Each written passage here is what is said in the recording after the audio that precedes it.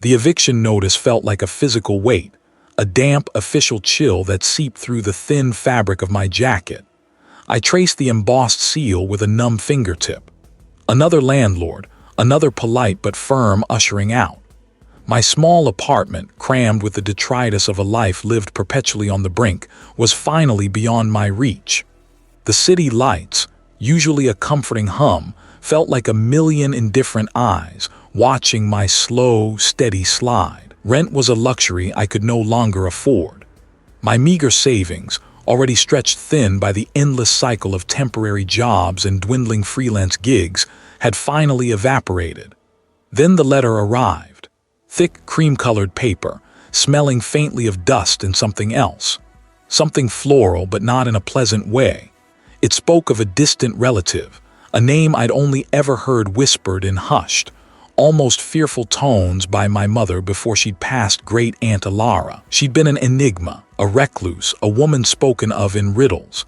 And now he was gone. The will was peculiar, not a straightforward transfer of property.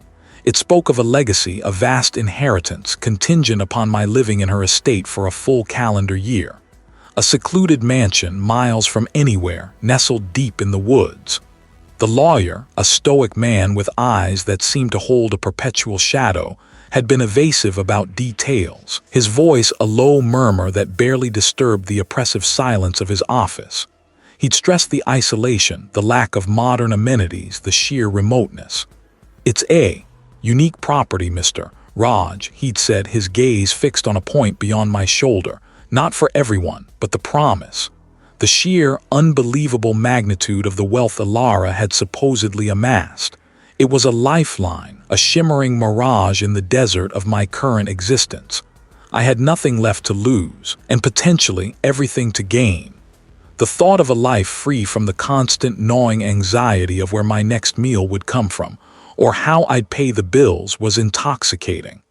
I packed my meager belongings into a worn duffel bag, the few books I owned, a change of clothes, my laptop a relic of a life I was desperate to escape. The city receded in my rearview mirror, its familiar skyline dissolving into a hazy gray. The drive was long, the paved road eventually giving way to a gravel track that wound deeper and deeper into an unnervingly silent forest. The trees pressed in, their branches' skeletal fingers clawing at the bruised twilight sky. The air grew heavy, damp with the scent of decaying leaves, and something else, something sharp and metallic, like old blood. The GPS signal had died miles back, leaving me reliant on a faded, hand-drawn map provided by the lawyer. Each turn felt like a step further away from civilization, a conscious severing of ties to the world I knew. Finally, through a tangle of overgrown vines and ancient oaks, it appeared. Blackwood Manor. It wasn't just dilapidated, it felt wounded. The stone facade was stained with centuries of rain and neglect, its windows like vacant, staring eyes. A wrought iron gate, twisted and rusted, hung precariously from a single hinge, groaning a mournful welcome as I pushed it open. It was as if the very air held its breath, waiting. The interior was even more imposing. Dust motes danced in the slivers of light that pierced the grimy windows. Cobwebs hung like macabre decorations.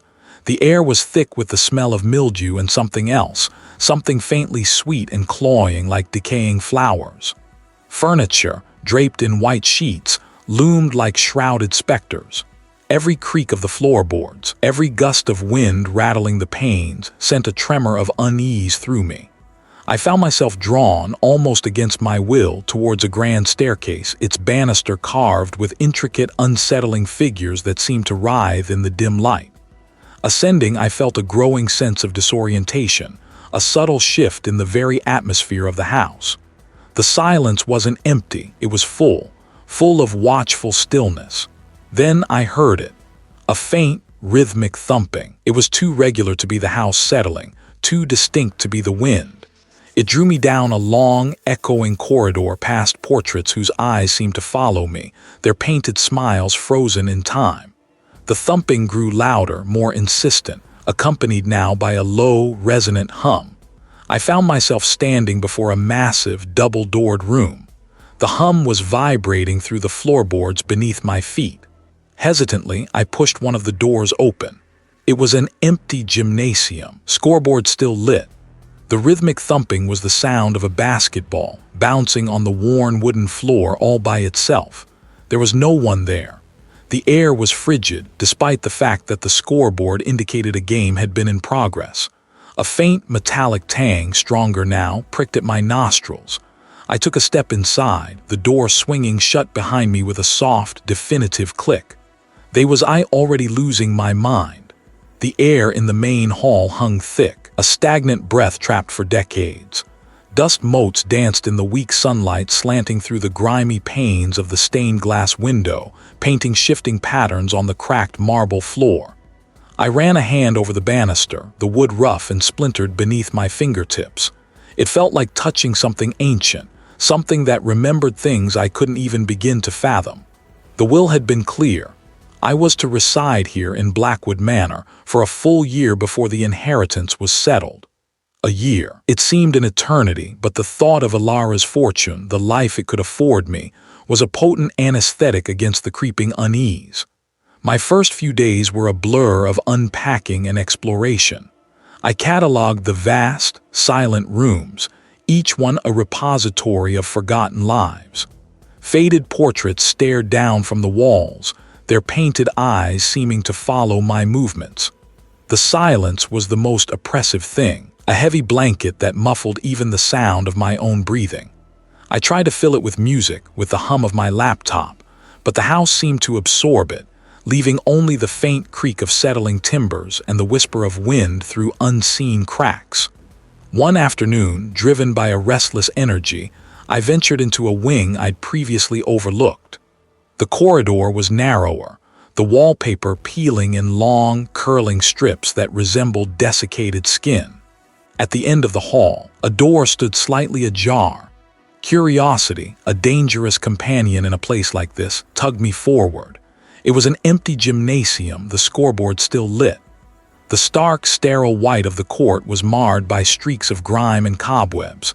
The air here was different, colder, carrying a faint, metallic tang. I stood at the threshold, my footsteps echoing unnervingly on the polished wood. The scoreboard above impossibly displayed a score, 0-0 times 0000. It flickered erratically, the red digits pulsing like a dying heart. I blinked and the numbers steadied, then vanished, leaving the screen blank. Just faulty wiring, I muttered, my voice sounding too loud, too brittle in the cavernous space. I stepped inside, the floor cool and smooth beneath my worn sneakers. I walked towards the center of the court, the vast emptiness pressing in. It felt like a stage, waiting for players who would never arrive. Then I heard it, a faint rhythmic squeaking. I froze, my breath hitched.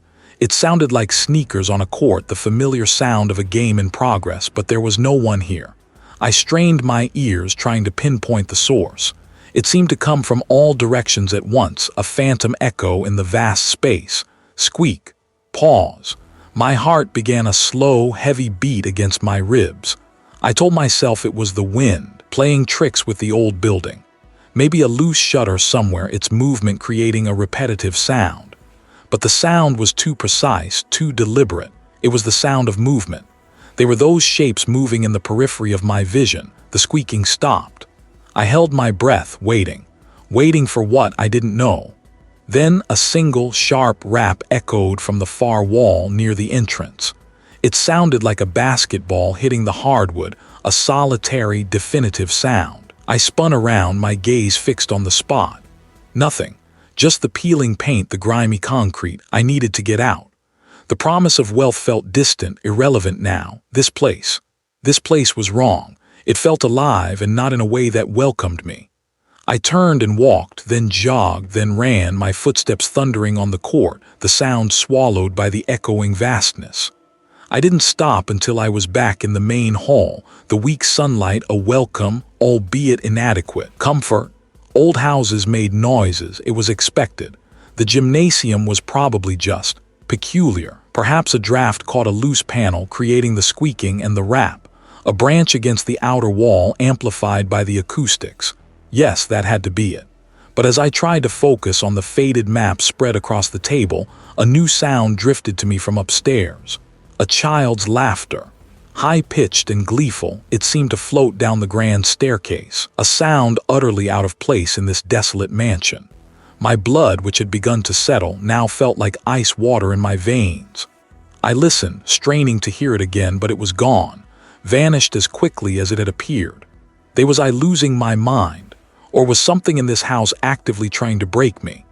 The silence in the mansion was a physical thing, pressing in on me from all sides. It wasn't just the absence of noise, it was an active void, swallowing any sound I made. My footsteps on the marble echoed too loudly, then were abruptly muffled as if the house itself was absorbing them. Raj, I told myself, I just need to be pragmatic. This is an old house. Old houses creak, old houses have drafts, old houses make strange noises, but the noises weren't just strange. They were specific. Last night I'd heard what sounded like a child crying, a soft, wavering sound that seemed to come from just outside my bedroom door. Only the faint scent of something like damp earth and something else, something cloying and sweet like overripe fruit. My resolve, which had felt so solid just days ago, was beginning to fray. The will was clear. I had to reside here for 6 months to claim the inheritance. 6 months. It felt like an eternity. Raj, I read being ridiculous. I read letting my imagination run wild. The isolation was getting to me, that's all. The nearest town was miles away. The phone line was dead, and the only vehicle I had was a sputtering vintage car that coughed and died if I looked at it wrong. I decided I needed to explore more of the house, to try and understand its layout, its quirks. Perhaps there was a logical explanation for the sounds, a hidden pipe, a draft funneling through some forgotten opening. I found myself drawn to a heavy oak door at the end of the west wing, a door I hadn't yet opened. It was locked, of course. Everything of consequence seemed to be locked. The spine read the art of patience. I almost laughed. The key turned with a groan. The door swung inward, revealing not a room but a cavernous space that made my breath catch. The harsh fluorescent lights hummed, casting a sterile glow on the polished wooden floor. The scoreboard above displayed a nonsensical string of numbers, frozen in time. It was utterly out of place, a bizarre anachronism in the decaying grandeur of the mansion. Why would this place have a gymnasium, and why was it still lit? The air here was different, drier, with a faint metallic tang. I stepped inside, my shoes squeaking on the pristine floor. I walked towards the center of the court, the distant lights of the scoreboard reflecting in my wide eyes. Then I heard it, not a creak, not a draft, a soft, rhythmic thudding. It was coming from the far corner of the gymnasium near the rows of dusty bleachers. My heart, despite my efforts to remain calm, began to beat a frantic rhythm against my ribs. Raj, don't be a fool. It's probably just something falling, a loose panel. I forced myself to walk towards the sound, each step heavier than the last. The thudding grew louder, more insistent. It was the sound of something being repeatedly struck, a dull, percussive beat. My palms were slick with sweat. I could feel the fine hairs on my arms prickle. As I rounded the last row of bleachers, I saw it. A single worn basketball sat on the floor. It was slowly, deliberately bouncing itself, up and down, with no one there to propel it. The air grew heavy, suffocating. The metallic tang intensified, now tinged with something acrid like old pennies. My throat tightened. I backed away slowly, my eyes locked on the self-bouncing ball. It was a child's toy, a symbol of innocence, twisted into something deeply unsettling. It was a game, I realized with a sickening lurch, and I was the only player. But who was keeping score, and what were the rules? The silence was a shroud. I tried to break it. I'd banged a fist against the grand oak door, the sound a dull thud swallowed by the cavernous entryway. I'd shouted, my voice a thin, reedy thing that died before it reached the peeling wallpaper. Nothing. It was as if the mansion existed in its own pocket of stillness, a bubble of absolute quiet that kept the world at bay. The phone, predictably, had no signal. The landline, a bakelite relic on a dust-sheeted table, remained stubbornly dead. I was alone, truly terrifyingly alone. But a strange sort of calm had settled over me after the initial panic. A writer's instinct, I suppose. The need to observe, to document, to understand. This place, this house that had swallowed my distant relative whole, was now my inheritance. And it was a story. A dark, unsettling story, but a story nonetheless. I started to explore with a different purpose. Not just to find an escape, but to find the why. Why this house? Why me? I moved through the labyrinthine corridors, my flashlight beam cutting through the gloom. Dust motes danced like spectral insects in the light. The air was thick with the scent of decay, a cloying mix of damp plaster, forgotten perfume, and something else. Something metallic like old blood. My fingers traced the intricate carvings on a banister, the wood smooth and unnervingly warm beneath my touch. A shiver traced its way up my spine, not entirely from the cold. One afternoon, I found myself drawn to a section of the house that seemed to hum with a different kind of stillness. It was a wing I hadn't explored before, the door at its entrance warped and jammed shut. It took considerable effort and a splintered shoulder to force it open. The hinges shrieked in protest, a sound that grated on my nerves like fingernails on a blackboard. The smell of mildew was overpowering. Storage, but what kind of storage? I pulled back a sheet, revealing a life-sized mannequin, its painted eyes staring blankly ahead. Another and another. They were all dressed in elaborate, old-fashioned clothing. A collection of silent observers. My breath hitched. They weren't just mannequins. There was a subtle, disturbing, lifelike quality to them. The way the fabric of their clothes hung, the faint curve of a sculpted cheekbone. I felt their painted gazes on me, 1,000 unseen eyes tracking my every move. I quickly covered them again, my hands trembling. Deeper within this strange, silent gallery, I found it. A door, slightly ajar, leading to what I assumed was once a ballroom. But it wasn't a ballroom anymore. It was the empty gymnasium, scoreboard still lit. The sheer incongruity of it hit me first. A gymnasium in this decaying mansion. The vast space was eerily preserved. The polished wooden floor gleamed faintly under the dim emergency lights that flickered overhead. The basketball hoop stood sentinel at either end, nets undisturbed. But it was the scoreboard that drew my attention. It was a massive, old-fashioned manual one, its numbers stark white against a black background. And it was lit. Not fully, just a few glowing digits. A faint, persistent hum emanated from somewhere within its metal casing. I stepped onto the court, the squeak of my shoes a jarring intrusion. The air here was different, less stagnant. It held a faint, phantom scent of sweat and rubber, a ghost of past activity. I walked towards the scoreboard, my flashlight beam playing over its surface. The numbers were frozen. 0000. It was a meaningless display, yet it felt significant. A constant, silent reminder of time stopped, of a game that never ended. I ran my hand over the cool metal of the scoreboard's housing. It vibrated subtly beneath my fingertips. I could feel a faint warmth radiating from it. Who had been playing here? When?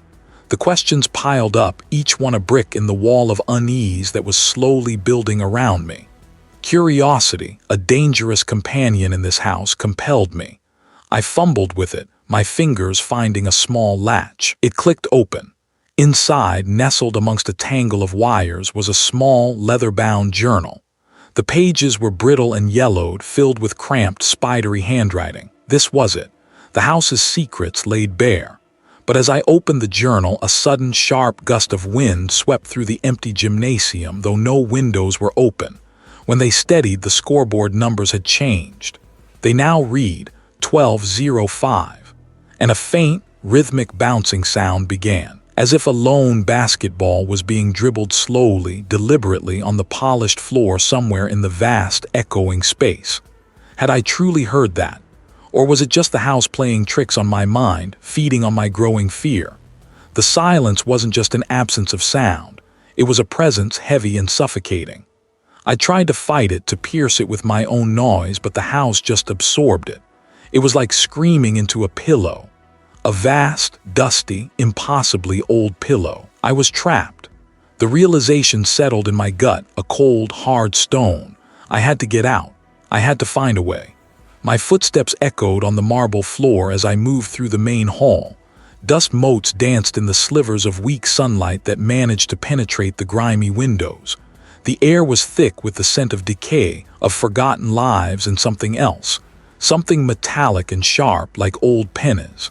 I ran my hand along the banister of the grand staircase. The wood was slick, unnaturally so, as if perpetually oiled. A shiver traced its way up my spine. The will, the promise of wealth. It felt like a cruel joke now. This wasn't a home, it was a tomb that was slowly, deliberately crushing me. I remembered the old caretaker Raj had mentioned a recreation room, a place for the previous owner to unwind. Perhaps there was another way out. A service entrance, a forgotten door, anything. I pushed open a heavy oak door, expecting another dimly lit study or a forgotten drawing room. Instead, the air changed. It grew colder, a biting chill that had nothing to do with the drafty old mansion, and then I saw it. The empty gymnasium scoreboard still lit. A vast, echoing space clearly designed for movement and life now lay dormant. The polished wooden floor gleamed under the harsh, buzzing fluorescent lights, reflecting the stark white of the walls. The air here was different too, cleaner, but with a faint, lingering odor of sweat and something acrid like old disinfectant. The scoreboard above the far end of the court glowed with a faint, flickering red light. Numbers, a score, but there was no game, no players, just the silent, expectant glow. It felt like a stage set for a play that had ended long ago or one that was about to begin. My eyes scanned the perimeter.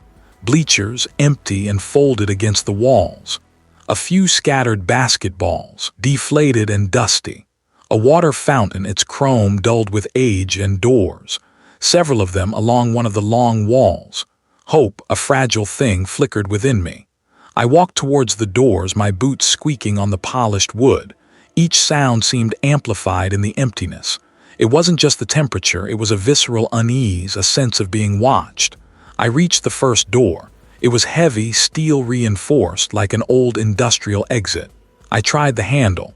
Locked. The second door, same. The third, my breath hitched. My heart began to thrum against my ribs, a frantic bird trapped in a cage. I moved to the last door. This one looked different, older, made of wood, similar to the interior doors, but with a thick iron bolt across it. I pushed against it. It groaned, a low, protesting sound, but didn't budge. I shoved harder. Nothing. Frustration, hot and sharp, began to replace the fear. I turned back to the scoreboard, its red digits a mocking testament to a forgotten victory. I needed a way out. As I stood there, breathing heavily, a faint sound reached me. A scraping, soft at first, then louder. It was coming from the far end of the gymnasium near the scoreboard. I froze, straining to hear. It sounded like something being dragged across the floor. Slowly, I turned. My eyes, accustomed to the dim light, scanned the vast space. Nothing moved, but the sound persisted, a rhythmic drag, drag, drag. It was closer now. It seemed to emanate from the very air around me. I took a step back, my hand instinctively reaching for the doorknob I'd just tried. All of them locked. The scraping stopped. It was pregnant with anticipation. Then a single, clear note, like a piano key being struck, echoed through the gymnasium. It was followed by another, then another, forming a hesitant, discordant melody. It wasn't coming from any instrument I could see. It was in the air, all around me, the notes seeping into my bones. I looked up at the scoreboard. The red digits flickered erratically, the numbers blurring into an indecipherable mess. And then something shifted on the court. It moved with an unnatural fluidity, gliding across the polished wood.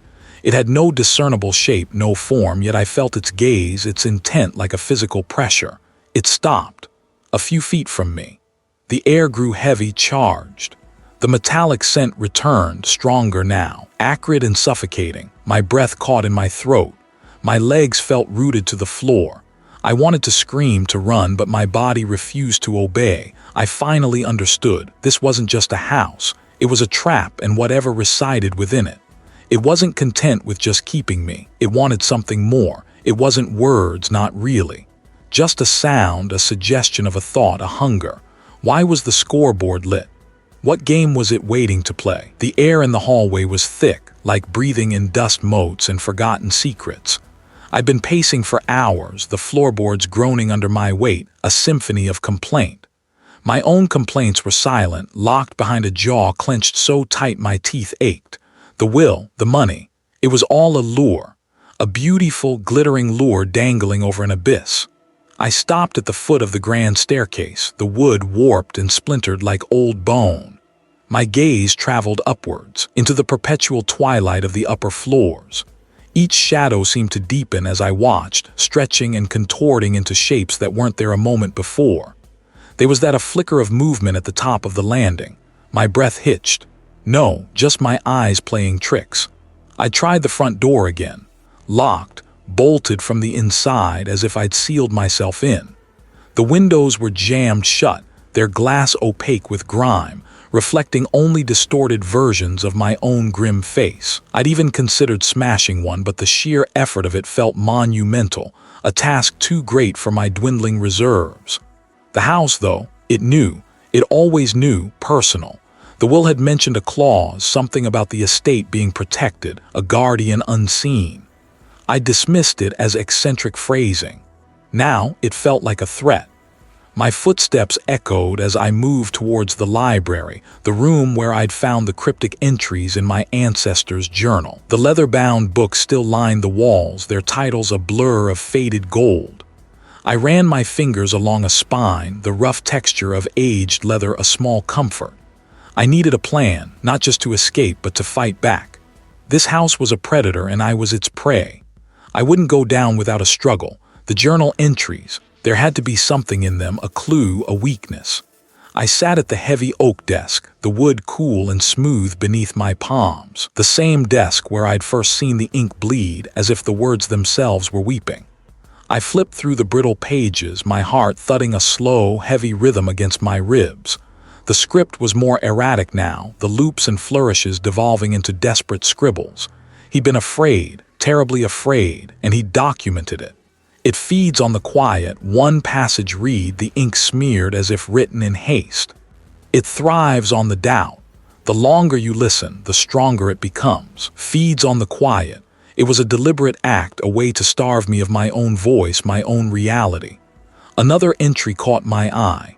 The echo is its undoing, a sound that returns, that refuses to be swallowed, it disorients, it weakens. An echo, the house was vast. Perhaps if I could create a strong enough sound, one that bounced and reverberated, it might. What? Disrupt it, confuse it. It was a desperate hope, but it was all I had. I closed the journal, a new resolve hardening within me. I would not be a passive victim. I would not be consumed by this entity. I stood, the chair scraping loudly against the floor. But then I focused. The sound had been absorbed, but it had happened. I walked out of the library, my steps deliberate. I needed a space, a large, open space.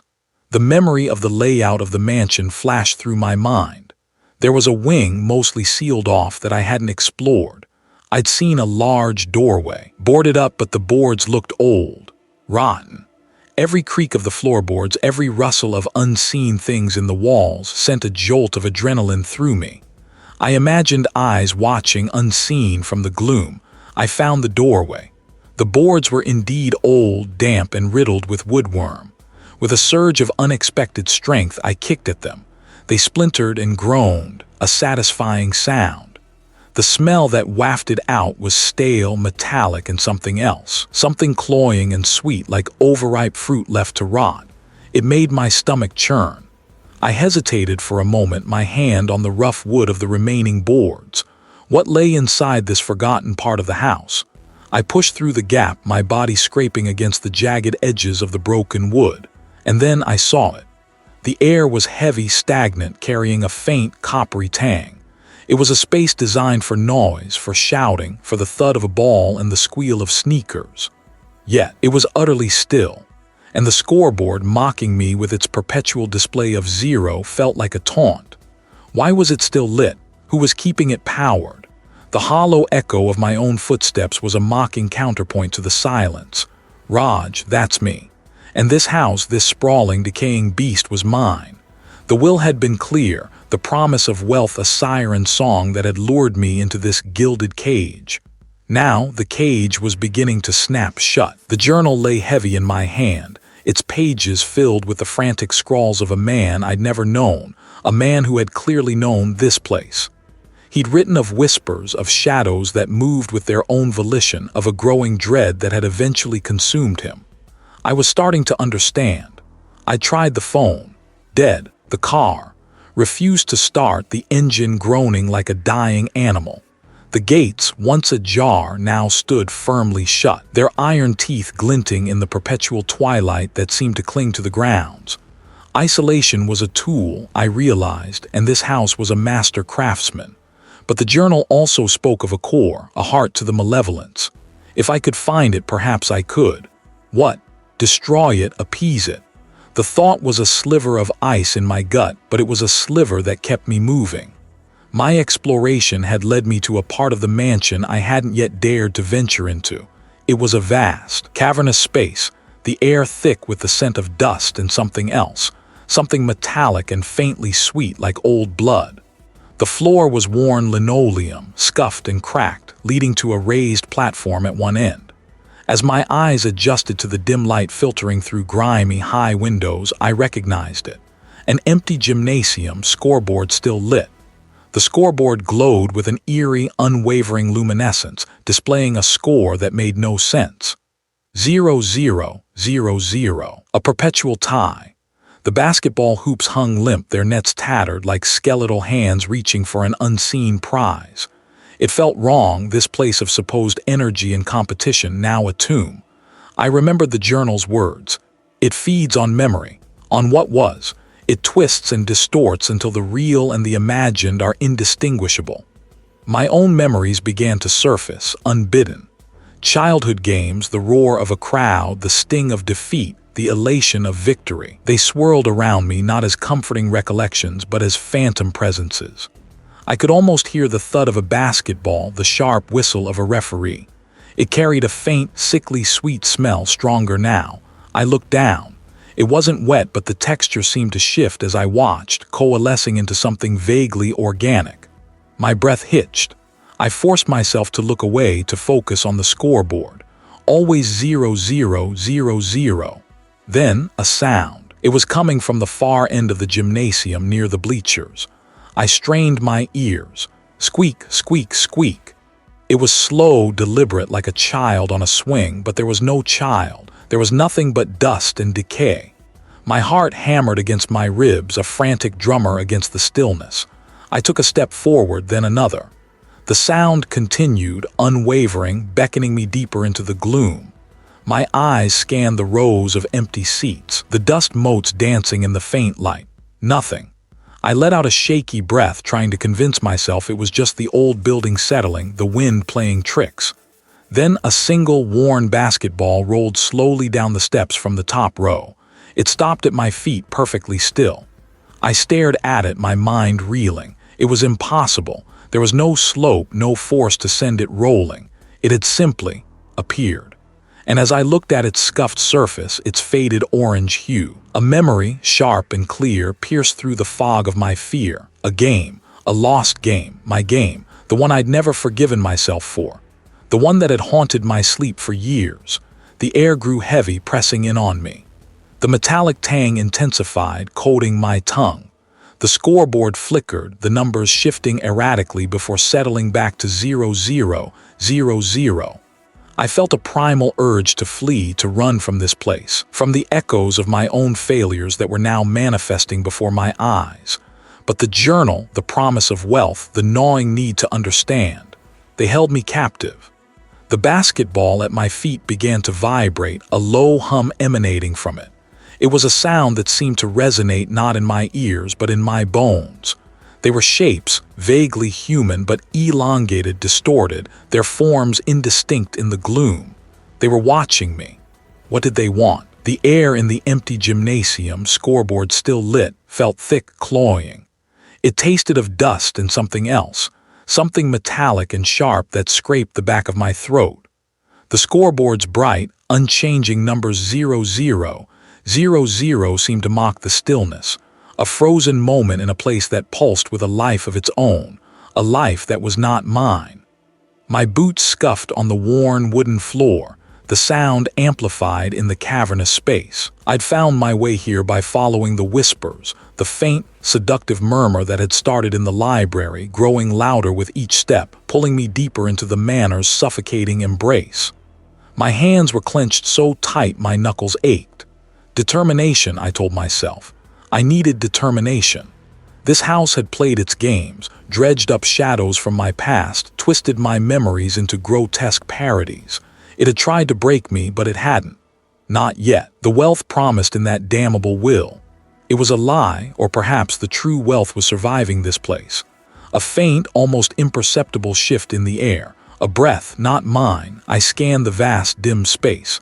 Empty bleachers curved around the court like skeletal ribs. They spoke my name, twisted and distorted, laced with an ancient hunger. Raj. It hissed, a sound like dry leaves skittering across stone. You belong to us now.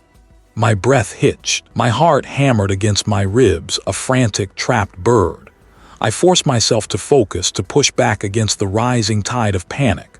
I remembered the old caretaker's journal, the cryptic passages about appeasement, about understanding the house's needs. Needs. What did a place like this need? A sudden, sharp crack echoed from the far end of the gymnasium. My head snapped in that direction. Nothing. But the sound had been real. A physical intrusion into the suffocating quiet. It was testing me, probing. I took a step forward, my voice surprisingly steady. What do I want? I called out, the sound swallowed by the immensity of the space. A low chuckle answered, a guttural rumble that vibrated through the floorboards and up my legs. It was a sound of pure, unadulterated malice. Then the air around me began to thicken, to coalesce. I could feel a presence, a vast, ancient consciousness pressing in, suffocating me. It was the house, the entity that inhabited it, that was it. It wasn't just a structure of wood and stone. It was a predator, a collector of despair. And I was its latest acquisition. Not distinct forms, but impressions, phantoms woven from my deepest fears. The shadow of my father's disappointed gaze. The spectral form of the colleague who had betrayed me. The vague, terrifying outline of something I'd seen as a child, something that had haunted my nightmares for years. They didn't move towards me. Not yet. They simply were. A silent, terrifying testament to my own vulnerabilities. My hands trembled. I needed to find a way to break this. The journal had mentioned a focal point, a nexus. Where was it? Was it here in this empty, echoing space? They were trying to drown me in my own misery, to make me surrender. I squeezed my eyes shut for a brief moment, picturing my own face resolute. I wouldn't give in. I couldn't. I thought of the outside world. Of sunlight, of fresh air, of people who didn't exist solely to torment me. That was my anchor. It was closer now, its indistinct form rippling like heat haze. It was the shape of my father, his spectral head tilted, that familiar look of weary disappointment etched into the gloom. A wave of shame washed over me, so potent it almost buckled my knees. I read not real. I read just a memory. The chuckle returned, louder this time, laced with amusement. All are real to you, Raj. And we are hungry. The figures began to advance, slowly, inexorably. I could feel a pressure building in my head, as if the house itself was trying to pry open my thoughts. My muscles tensed, ready to run, but where? Every exit was sealed, every window a mirror reflecting only my own trapped face. Then I saw it. Not a thing, but a distortion. In the center of the court, beneath the scoreboard, the air shimmered, like looking through warped glass. That had to be it, the heart of the manor's malevolence. My heart was a runaway train, my breath shallow and ragged. I knew with a terrifying certainty that this was it. The final confrontation. How could I fight a house? What would happen if I reached it? Would it consume me, or would it be my salvation? The figures. They weren't figures, not really. They were shadows coalescing, taking on shapes that twisted and writhed just beyond the edge of my vision. The metallic tang in the air was so strong now, it burned my nostrils, a taste like old pennies and something else, something sickly sweet. My head throbbed, a dull, insistent ache behind my eyes. I squeezed them shut, a desperate, futile act. It didn't matter. The darkness behind my eyelids was just as alive as the darkness in the room. They weren't words I could decipher, but the intent was clear. Hunger, malice. They wanted something. They had always wanted something. My hand fumbled for the heavy brass candlestick on the mantelpiece. A weapon, against what? Against the encroaching despair that threatened to swallow me whole. I swung it wildly, the metal whistling through the thick, stagnant air. It meant nothing but emptiness. A wave of exhaustion washed over me. My knees buckled. I sank to the floor, the rough Persian rug scratching my bare legs. Raj. They knew my name. Of course, they knew my name. They had been waiting for me, for my fear, for my life. I remembered the will, a cruel joke. The true inheritance wasn't money, but this house, this prison, this hunger. I had come seeking fortune and found only oblivion. But then a different memory surfaced, the old librarian's words whispered in the hushed silence of the town archives. Some houses, they don't just stand, they breathe, they remember, and sometimes they feed. He'd looked at me then, his eyes wide and ancient, a flicker of pity in their depths.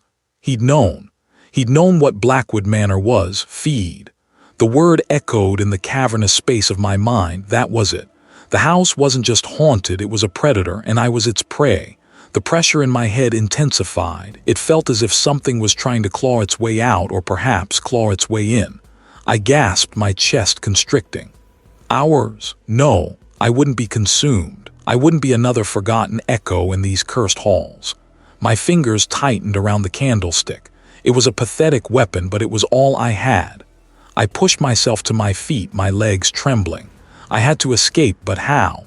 The doors were sealed, the windows like obsidian mirrors. The will had mentioned a secret passage, a way out for those who truly understood the house's nature. But I didn't understand. Not yet. Then I remembered the old librarian's other words, heart of the house. It beats where the echoes are loudest. The echoes, they were everywhere, but where were they loudest? I closed my eyes again, this time not in surrender, but in concentration. I focused on the sounds, filtering out the fear, searching for a pattern, a resonance. But beneath them, a faint, rhythmic pulse. Thump, thump, thump. It was coming from below. From the cellar. My feet moved before my mind could fully process the decision. The air grew heavier with each step, thick with the scent of damp earth and decay. The pulsing grew stronger, a morbid heartbeat echoing through the stone. The cellar door was at the end of a long, dark corridor. It was made of thick, iron-banded oak, warped and scarred. I gripped the candlestick, took a deep, shuddering breath, and threw myself against the door. It groaned, protesting, but held fast. Again and again. My shoulders screamed in protest, but a primal instinct drove me on. On the fourth try, with a shriek of tortured wood and protesting metal, the door splintered inward. The cellar was a vast, cavernous space, the air so thick with dust and mildew it was difficult to breathe. In the center of the room, a large, circular stone slab dominated the floor, and from its center, a faint, phosphorescent glow emanated. The pulsing was strongest here, emanating from the slab itself. I stumbled forward, my eyes fixed on the glowing stone. It looked like a lid, a seal. And the pulsing, it was the sound of something trapped, something trying to break free, or something trying to hold back the tide. I raised the candlestick, my arm trembling, ready to strike, to shatter the source of this malevolence. But as I brought it down, a single, clear voice cut through the cacophony. It was my own. No more. The candlestick met the stone. A deafening crack echoed through the cellar, followed by an explosion of blinding light. I opened my eyes. The pulsing had stopped.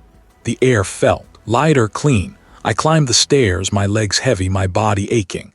The house was quiet, too quiet. Blackwood Manor was still dilapidated, still decaying, but it felt empty, dormant. I walked through the silent halls, the morning sun finally piercing the grimy windows. The wealth was still here, I knew, hidden, waiting, but the price, I had paid it. I found the old librarian's address in my pocket, a dusty, forgotten note. He'd given it to me, along with a knowing look. He'd said, sometimes the greatest treasure is simply walking away. I walked out of Blackwood Manor, leaving the doors ajar. The air outside was crisp and clean, smelling of pine and damp earth. I didn't look back. You'll be back. Was it true? Had I truly vanquished the evil or merely subdued it? I didn't know.